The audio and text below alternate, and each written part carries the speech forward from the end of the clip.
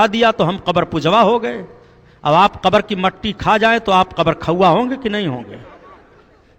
کہو گے سبحانی صاحب یار تم نے 8 دن تک تقریر کی مگر یہ سب جملہ نہیں سنایا، ہم قبر کھوا ہیں؟ بالکل قبر کھوا ہو. تم نے ہم کو قبر پجوا کیسے کہا؟ کیا کوئی سنی مسلمان قبر کے سامنے جا کر کے نیت باندھ کر نماز پڑھتا ہے؟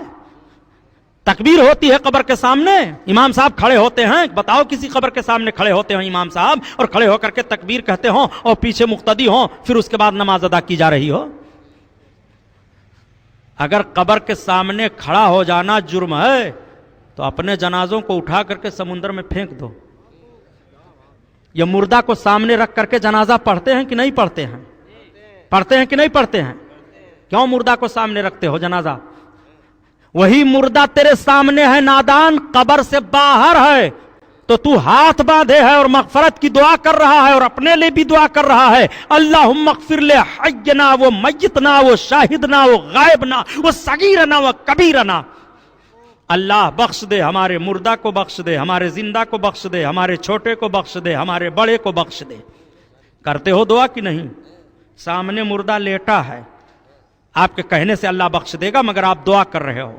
مردہ سامنے لیٹا ہے، آپ یہ دعا کر رہے ہو. وہی مردہ اگر قبر میں ہو گیا، مٹی کے اندر ہو گیا اور جا کر کے یہی دعا پڑھ رہے ہو تو حرام کا فتویٰ کیسے لگ گیا؟ ہوٹل کے اندر چائے پینا جائز ہے اور ہوٹل کے باہر سے نکل کر کے ناجائز ہو گیا؟ یہ فتویٰ کہاں سے ہوگا؟ وہی مردہ تو ہے.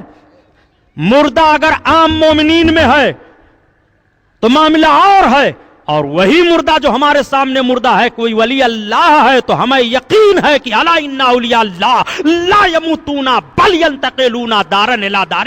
اللہ کا ولی مرتا نہیں ہے بلکہ ایک گھر سے دوسرے گھر کی طرف منتقل ہو جایا کرتا ہے. اس لیے ہمارا عقیدہ ہے کہ اللہ کا ولی اپنی قبر میں زندہ ہے.